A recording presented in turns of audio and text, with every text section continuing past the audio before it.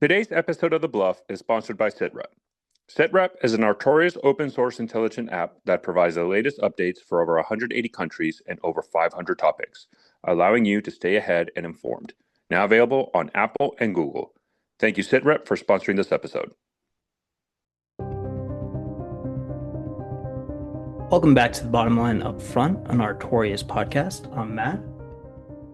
And I'm Stefano, the Chief Intelligence Officer of Artorias. And in this episode, we're going to be doing another segment of our Global Intel, in which we're going to cover various hot topics and spots around the world, starting off with the situation in Israel and Gaza, where President Trump yesterday announced that both Israel and Hamas agreed to a comprehensive ceasefire to end the almost over 2-year war that has impacted the Middle East.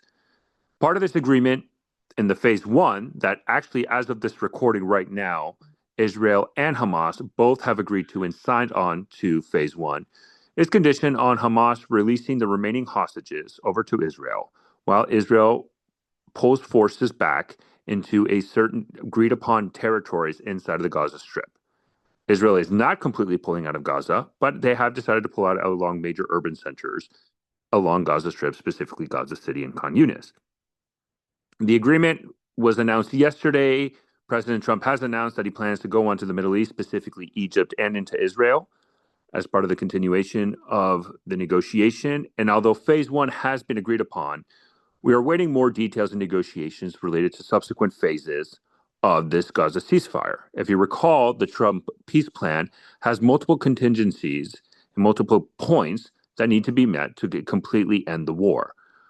Key to this is basically the post-governance structure of Gaza and the demand that basically the United States and Israel has on Hamas, and that they have to relinquish their weapons and enable a transitional government led by technocrats to take over governance on the Gaza Strip.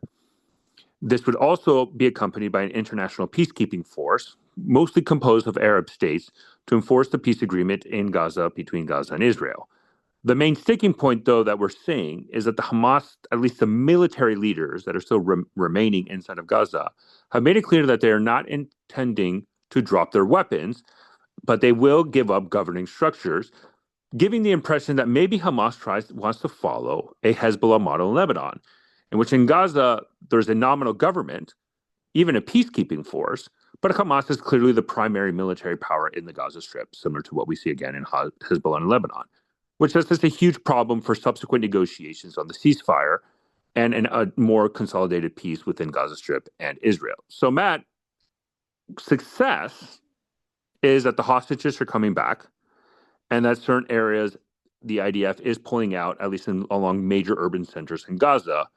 But as we've been kind of highlighting, there seems to be major sticking points to see if this is an everlasting ceasefire, even though the Hamas political leader today announced that at least the Gaza war is officially over.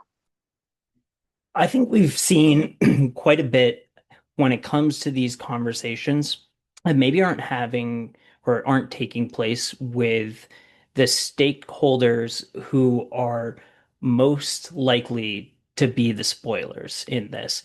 So if that is if we're looking at Hamas leadership in Palestine, um, and then also domestically in Israel, I have to wonder about the far right factions. We've seen previously that they have pushed back against the ideas of large prisoner releases. And for context, that's releases of Palestinian prisoners that are held by Israel. And when we look at this, I think, it's easy to look at this right now as a big tactical success.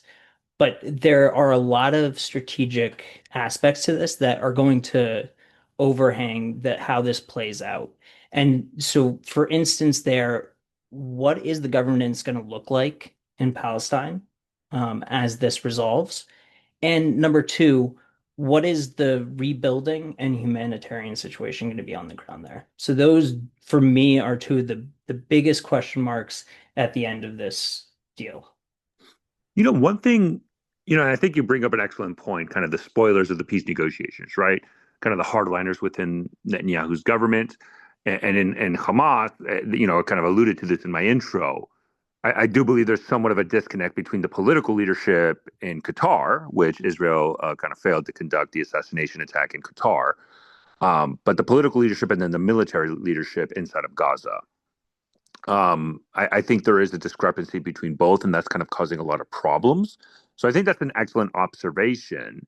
And kind of the reconstruction aspect, I mean, obviously, that's kind of the last part of this whole entire negotiations. Right now, they're taking a piecemeal approach, step by step, step one, phase one, as they say, and now we're going to phase two. But I think the main issue is going to be exactly that. Before even we get to reconstruction, is this idea of post-government structure inside of Gaza. Hamas, for all intents and purposes, is still the primary military power inside of Gaza. Yes, they've seen an increase of clashes specifically related to tribal elements inside of Gaza, but they're still the primary militant force. And then there's also other organizations like the Palestinian Islamic Jihad, the PLFP, etc., that can act as spoilers in this overall negotiations. The interesting aspect that I have that I'm thinking of is that from a Hamas perspective, right? They're gonna, giving up the hostages. The question I have is one: are the all the hostages going to be released immediately, which is kind of stipulations of the ceasefire that was kind of agreed upon, and that's kind of separate than what we've seen in the past, which was like a phased release. Historically, we've seen in the past it was supposed to be phased. This one stipulates it has to be immediate. But at that point, the question then becomes, right, without the main issue that Hamas has was kind of leveraging these hostages as political blackmail against Israel. And, when that kind of is lost, the Israeli government really has a lot that they now have all the power. And in reality, Israel clearly has dominated the military aspect inside of Gaza, right? Hamas's only sticking point was the hostages, the only way they can leverage any negotiations. And now that they lost that, Israel does have the ability to continue to conduct strikes against Hamas inside of Gaza if they want to force Hamas to relinquish their weapons. But really, what we haven't really seen the IDF do in the 2 years of war is really take a really counterinsurgency centric operation. A lot of this still kind of falls within the construct of counterterrorism, just at large scale, right? Go in, eradicate infrastructure, try to kill as many people terrorists as they can, Hamas militants as they can, and then they would pull out, enabling Hamas to kind of come back and reestablish their base of operation and even recruit more people into the ranks, specifically considering that the economic situation in Gaza is so dire that it's very easy for Hamas to recruit more members. Now, granted, the objective that Israel probably had since the beginning was ensuring that another October 7th couldn't happen. That has been achieved. If you look at rocket launches from Gaza into Israel, it's negligible, to say the least, and almost non-existent. So really, Hamas's ability to strike at Israel has disappeared. The hostages being released really then gives Israel much more power and to impose their will. And I think the main sticking point we're going to see is the status of Hamas inside of Gaza. Do they actually relinquish their weapons? Because if not, I find it very hard that Israel is going to tolerate any post-governing structure inside of Gaza with Hamas. And to be honest, I don't see a technocratic government even trying to establish themselves inside of Gaza without Hamas disarming. And more importantly, I don't see an international peacekeeping force really having the desire to set troops in there if Hamas doesn't disarm, and now they're in the crosshair of Israel. And I think if we look at Lebanon, there is a ceasefire in place, but Israel continues to conduct regular drone strikes against Hezbollah members inside of Lebanon. And I think that's the main scenario, and that's the main situation. At least from a humanitarian point, what I'm seeing is this does open up a lot of opportunity to enable much more humanitarian aid to go in. But from the reconstruction perspective, I think there's still a lot of work to be done before we can even have those conversations, because the main sticking point I'm seeing, Matt, is the post-governing structure of Gaza. And I think that is the most obvious one when we're framing this as the day after. And you touched on this as well, but one of these things that we've talked about in the past is what happens the day after, and the posturing in the region is probably going to be somewhat intense, if not now, in the near future. And what I mean by that is we still have obviously Iran as a player or trying to establish themselves and maintain relevancy, especially after what we saw happen to Hamas and then Hezbollah. But keeping that in mind, there's going to have to be some sort of focus at the threats along the northern border, and as well as the maritime front, which again ties into the Houthis. So by no means does this end the situation, but I do think we can look at this, uh, you know, in a positive light until we're shown otherwise. And there's a lot of potential here to see a real end to the fighting. But all those things that we just outlined, I think, are very important to keep an eye on. You Because know, as one, always, it's a very complex situation. yeah, and I think that's the key aspect, right? I mean, you are seeing the European Union trying to prop up the Palestinian Authority, because right now, I mean, the plan is a technocratic government with an international peacekeeping force, but really the key point is, I think, even from the European Union perspective, is the Palestinian Authority, right? And eventually, the Palestinian Authority takes over the Gaza Strip, kind of ending Hamas's rule inside of Gaza for almost 20 years now, and that's the situation. But again, there's a lot of problems within the Palestinian Authority. And by no means, I think anybody can really, look at this as a situation that a comprehensive peace agreement between Israel and Palestine is near. I mean, I think that's something that needs to be kind of cautioned when we're analyzing this specific ceasefire. And again, we've seen other types of ceasefires come into Gaza for them to quickly collapse or collapse shortly after because of major sticking points. And that's the main issue. I don't see the Palestinian Authority really having the ability, even in a year or two, to really take over the governing authority and structure of inside of Gaza. And I think Mahmoud Abbas, as the Palestinian Authority leader, is not in a very strong position really to have any negotiations for anything larger than just the current ceasefire. And obviously, I don't think the Benjamin Netanyahu government is interested in anything greater than what's going on in Gaza from the ceasefire and into anything larger as an Israeli-Palestinian, peace agreement. So I think that we have to be very cautious. This is great news. I think there's a lot of things that are going on. There's a lot of moving pieces. And I do believe that, Trump going to Egypt and Israel is a good sign. I do believe that the releasing of the hostages is a significant win. And I'm hoping that enough political pressure is put on Hamas to see that the international community is never going to accept a Hamas presence inside of Gaza, that they just need to dissolve their military presence inside of Gaza. The key question that I'm looking at, because one of the agreements was the release of Israeli hostage, was also conditioned on the release of Palestinian prisoners. I'm interested to see where those Palestinian prisoners are released to. Are they released into the West Bank? Are they released into Gaza? We have seen scenarios where during prisoner exchange, a lot of those members of, let's say, Hamas or the Palestinian Islamic Jihad were able then to kind of reconstitute forces and command structures and infrastructure into the areas that they have been expelled.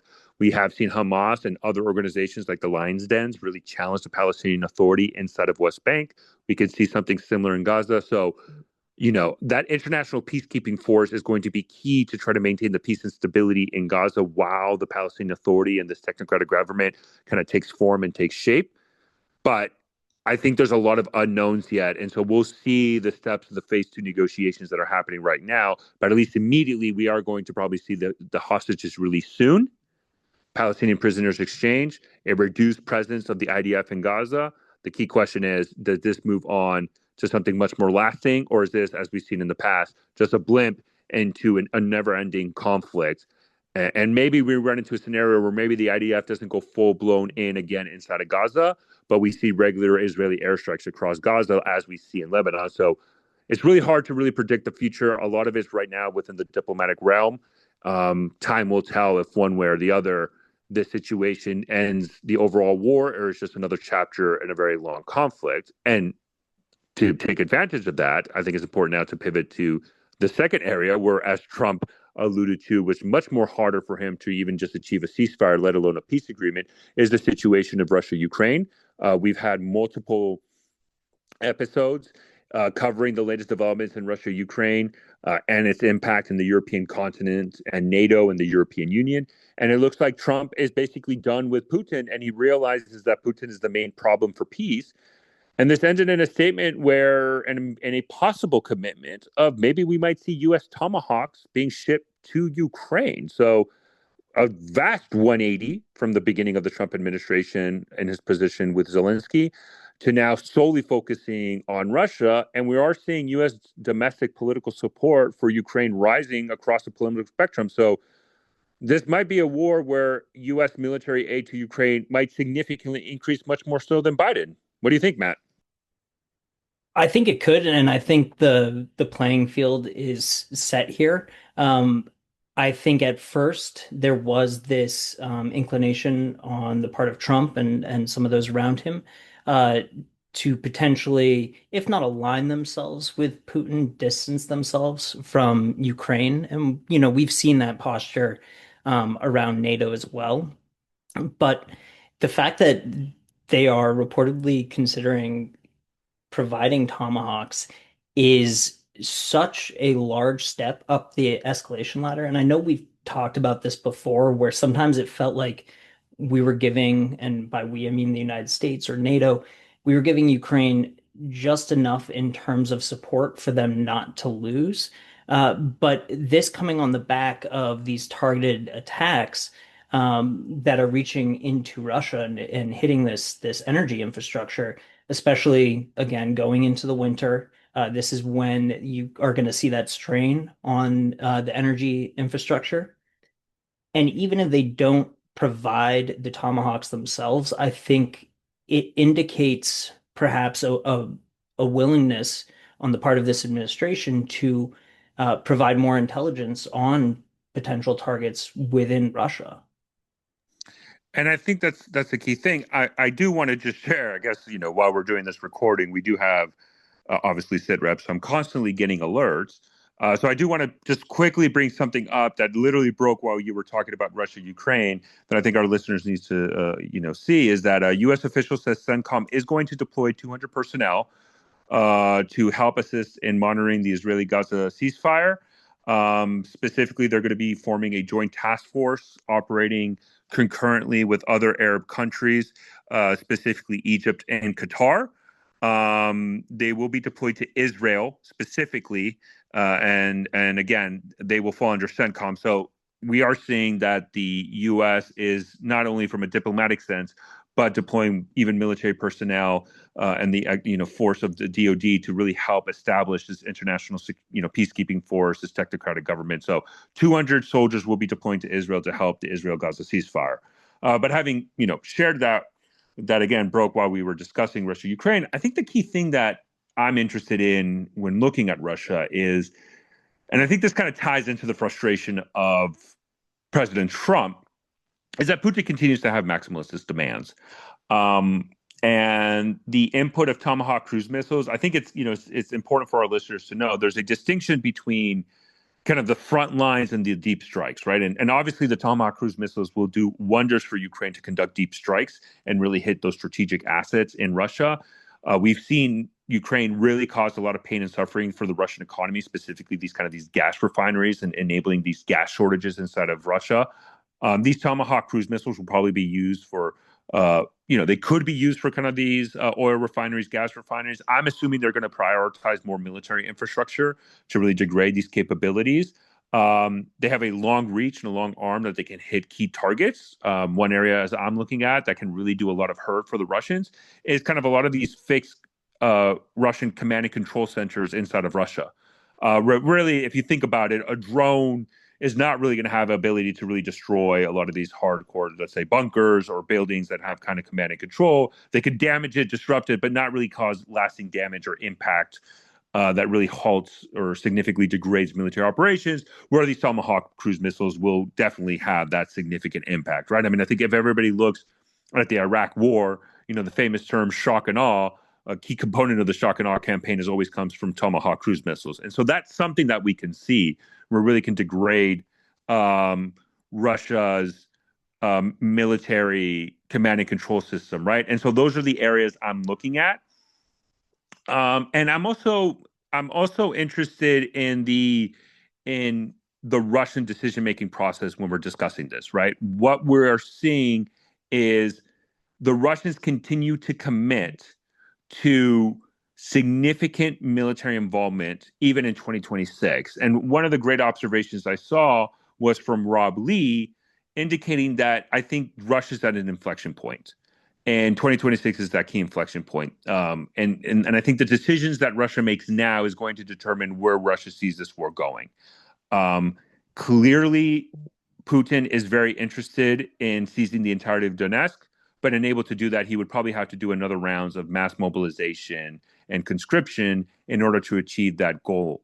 Um, so that's something I'm looking at. The question is, at how much is Russia, and this is the question that Rob Lee kind of postured, is how much is Russia willing to sacrifice in order to achieve the entirety of Donetsk? And what is he willing to do in order to halt Western support for Russia? And if this is a scenario where, because of the difficulties Russia has in kind of breaking through Ukrainian lines, is this something where we might see much more severe hybrid attacks and or even straight, direct action against Europe and NATO in order to kind of pull back European and US support to Ukraine? I think that's a real threat that we might see some sort of asymmetric countermeasures. We had a conversation about sabotage and how Russia has been trying to use European civilians to conduct that sabotage. We always have to keep in mind with Russia the potential for cyber attacks. And just going back to what you were discussing with Putin and these sort of maximalist goals that he's still trying to achieve and doesn't show any sign of backing down from. I think this could be a miscalculation on his part, just as I think some of these drone incursions could be a miscalculation on his part. I look to example, we were just discussing Israel and Palestine and that conflict, and I think one of the factors that we should look at there as well is the strike into Qatar. And I think that put Bibi on the back foot and was a miscalculation. And I think it shows that there is ambiguity as to how Trump and his administration are going to react. But I do think like what you were bringing up about the asymmetric threat, that's very real. Um, but at the same time, I think it would send a very strong message. If the United States provides Tomahawks, we could see significant restrictions on their use, but that would still open up the Ukrainians and their resources to be able to reach further into Russia and to strike at those hardened targets, just like you were saying. It's interesting. President Trump today was meeting with the Finnish prime minister, and a question was directly asked if Russia attacks Finland, would the United States help? And he said yes, because they're part of NATO. And I guess the question is, again, I think everybody, when we were analyzing this war, and from last year, 2024, even in 2025, everybody was looking at 2026 as being a major critical point for the Russians, right? I mean, this is where the steam 2026 was really when the steam was starting to putter out, and that the Russians were going to find it much more difficult to amass the resources necessary to conduct these offensive operations. And we're closely getting to that point. Leaked intelligence indicated that from the Russian-owned Ministry of Defense that between January 1st and September, January 1st of this year to September 1st of 2025, close to 300,000 Russian casualties, to include over 80,000 KIA and over 30,000 MIA, which are presumed dead. We've seen multiple reports of problems within the Russian military with desertions and AWOLs, and really causing a lot of strain within the Russian military infrastructure and presence inside of Ukraine. And so 2026 is that breaking point. I mean, we see Russian storage units with armored personnel carriers, tanks, etc., have been very much degraded and depleted. And that's why we're seeing these kind of motorcycle assaults, ATV assaults, even horse riding assaults into Ukraine. And again, that's where the Russian government, if Putin directly still views the entirety of Donetsk as the strategic objective of Russia, they would have to do another round of significant mass mobilization because we've seen the Russians increase the conscription numbers, right, for recruitment. And that was kind of geared towards not only the Ukraine, but also NATO. So then the question then becomes, okay, if Russia goes into a harder stance, but they're running into a situation where the United States is providing more military support to Ukraine, it's going to be hard for them to rupture Ukrainian defense lines. And maybe the Russians have had a success in, let's say, the Czech Republic or Czechia, with the new prime minister being elected as signaling that they're not going to provide more aid to Ukraine. But easily the United States can make up for that gap tenfold. And the Tomahawk cruise missiles, although from a military sense, yes, it enables these deep strike capabilities. Um, I think the main issue is the messaging, right? Because even if, let's say, the Pentagon has very strict authorizations for when Ukraine can launch missiles into Russia, at least the messaging is significant. It does show a commitment to continuing to provide military support for Ukraine, even when Ukraine is facing manpower shortages as well. So how does the Russians break that? And I think that is kind of the analysis of where do we see the Russians trying to, conduct, raise the cost point for the U.S. and NATO because of their support to Ukraine and try to break that. And I think your example of Qatar is a phenomenal comparison. I think that is a great comparison. I'm still of the belief that I don't believe President Putin is a rational actor when analyzing the situation on the ground. That might enable him to conduct a desperate attack. And I don't know if it would be hybrid. I mean, I think at some point he might go in this non-rational thinking much more overt. Now, does that mean a ballistic missile strike? Does that mean a drone strike? Does that mean a crossing the Swazi Gap? It's up to debate across the board what we're seeing. But I think that's the main concern we're running into is as the Russian military continues to falter and fail to achieve their objective, do we start seeing them take much more drastic approach in Europe, in NATO, in Eastern Europe, or others to try to make up for that and maybe break up U.S. and European support to Ukraine? Yeah, I think that's been a concern for a while. Obviously, it's been a thread throughout these conversations when it comes to escalation management. And I think again, I tend to agree with you that Putin is not the rational actor that, you would read about in a security study textbook. And there is a real risk that there would be some sort of move towards more kinetic retaliation, depending on which steps the United States takes. And I think right now we're seeing this also with, these incursions into NATO airspace. I think this is a potentially very dangerous point in the war, but it is also potentially a point where you see that culmination of the Russian forces, as you're mentioning, and you continue to see them sort of flounder in terms of achieving those maximalist strategic goals that Putin has. Do you think Putin, if you're going to war game this, if I may ask, and he decides that an attack on Europe is his best way to rupture European and U.S. support to Ukraine, um, what would you think, Matt, would be kind of the way he would do it? Do you believe it would be a hybrid attack? Do you think it would be kind of something where he can have plausible deniability, or do you think it would be something much more overt? I mean, my biggest concern has been potential for cyber attacks. We don't always think of those as being kinetic, but they do have the potential to be kinetic. I think one of the first examples of that would be the attack on Stuxnet, but that can put people in really vulnerable positions. And I do think that that might be the first step that we would see before it would go kinetic.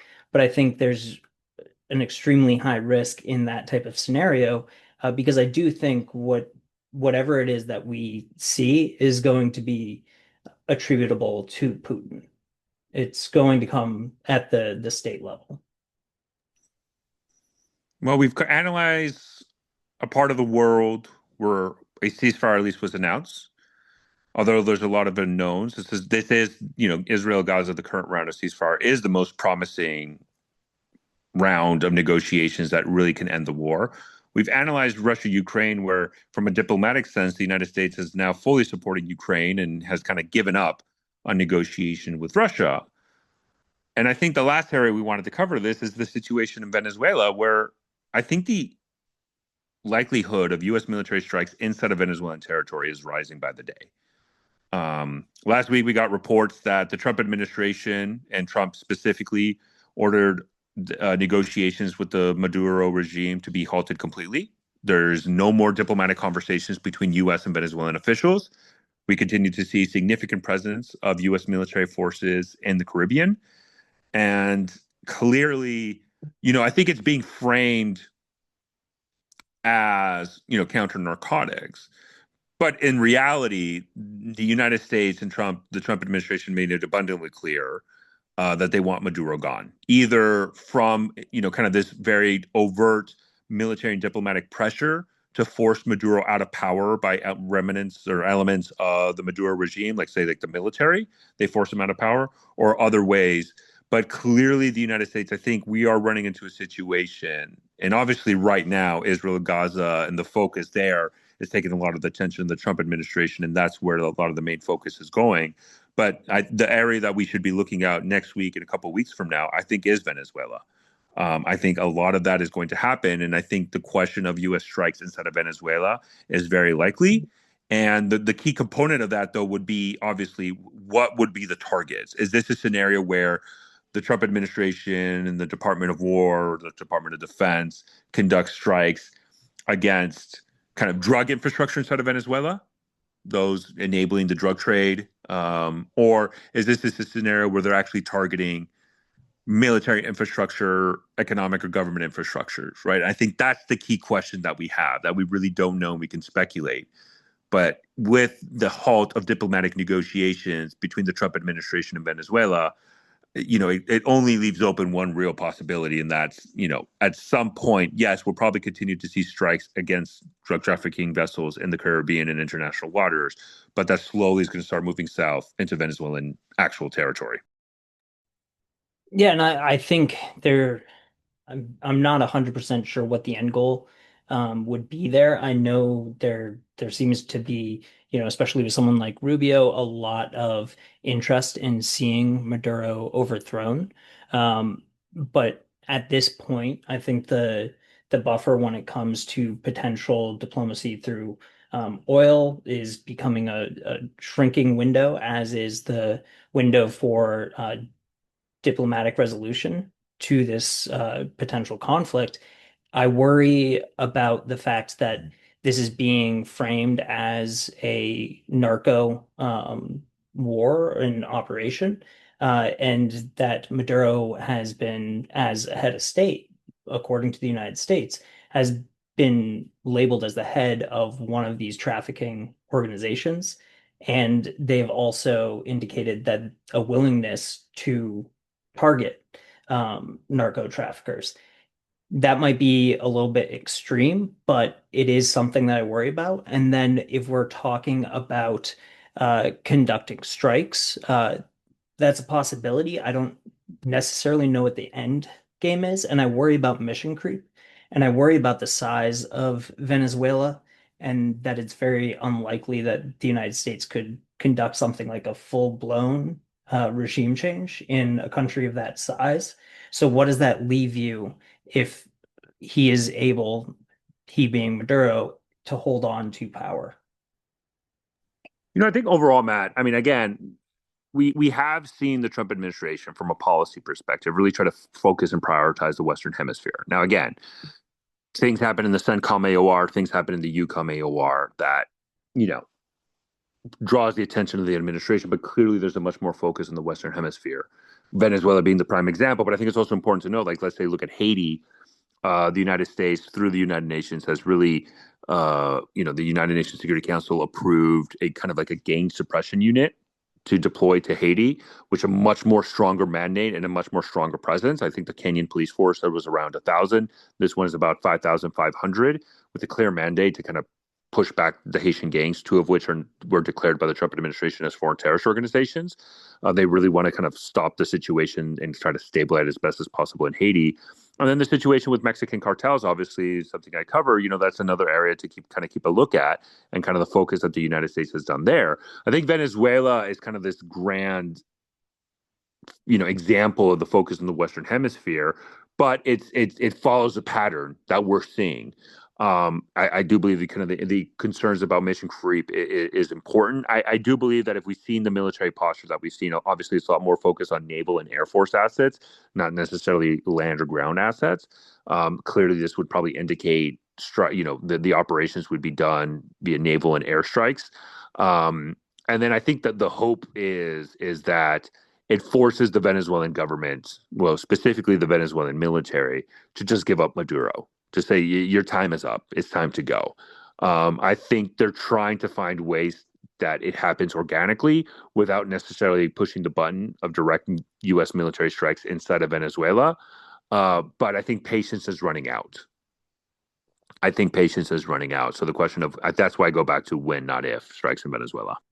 And in those cases, I think again something, harkening back to one of the previous episodes, we discussed some of those indicators to look for on the ground, like protests. How does the regime react to protests? And then what is the reaction from the Venezuelan military? Do we see high level defections from within the military? That to me would be a pretty large indicator.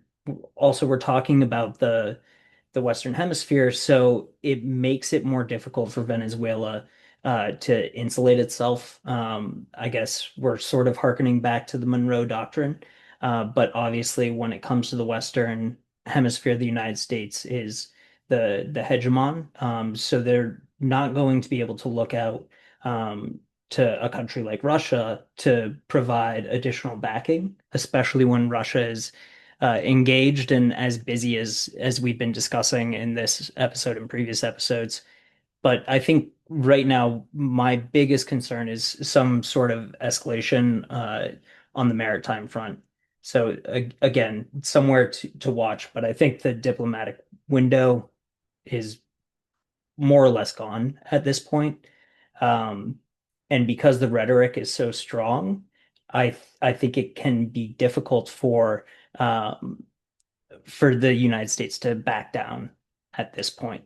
So destabilization seems like a possibility. And those events that I was just outlining, I think those are the ones that I would be looking for. The main area is also, what does the Venezuelan opposition kind of do? We haven't really seen much from them.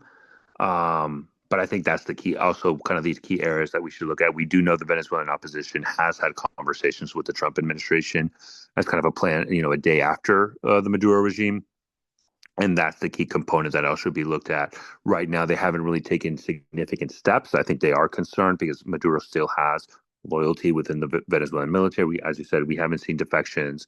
If anything, we've seen at least a mass mobilization inside of Venezuela, and kind of the Maduro regime and the propaganda aspect really highlight this threat from the United States to try to continue to consolidate power. And there is genuine fear inside of Venezuela because the regime is harshing down on any critics and using kind of the tensions with the United States as an excuse to continue to clamp down on any form of legitimate protest or opposition. So I think at that point, there is going to be a breaking point, and that's when we're going to see the U.S. take much more severe action. And the question is when. But for our listeners, I would highly recommend right now Israel and Gaza is the focus. But next month, we might have an episode where the United States has decided to conduct military actions inside of Venezuela. The question is, how does that specifically look like? And I would just keep in mind when talking military actions, uh, we might also be looking at something that takes place in their economic exclusive zones, that is the small border in the maritime regions, or potentially, as has happened in the past with U.S. Escalations, if a U.S. naval vessel is fired upon, that would be another one of those sort of red lines that we should keep an eye out for. Absolutely, absolutely. And I would end with this. It is interesting that the Colombian president Petro did announce yesterday that the latest strike that the U.S. did against a Venezuelan drug trafficking vessel, uh, President Petro of Colombia said that actually was manned by Colombians, not Venezuelan. And we've known that U.S. Colombian diplomatic relations have basically been shattered. There is no personal relationship between Colombian President Petro and U.S. President Trump. Petro obviously is much more of the left wing politics instead of Latin American politics. He's very left wing and not a huge fan of President Trump. And he has accused the U.S. of killing Colombian citizens in that latest strike, continuing to deteriorate the diplomatic relations between the U.S. and Colombia. And it's also important to note that during the UN General Assembly, the State Department actually revoked Petro's visa to the U.S. because of statements he did during a protest against Israel and in favor of Palestine that the Trump administration viewed as inflammatory, and they revoked it. So, our main ally in South America, Colombia, um, the personal relationship between the Trump and Petro administration is non-existent, completely shattered. Obviously, there's still a lot of military cooperation between both countries. The United States really has pivoted to Argentina and El Salvador. I would say more Argentina, where the U.S. has authorized a loan for the Argentinian economy to kind of continue on with President Milei. So again, I think there's a lot to look at, Matt, and South America with everything going on into Israel, Gaza, and Ukraine and Russia and Europe.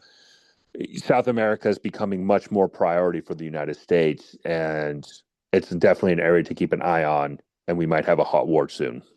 And with that said, this has been a Global Intel update from the bottom line up front.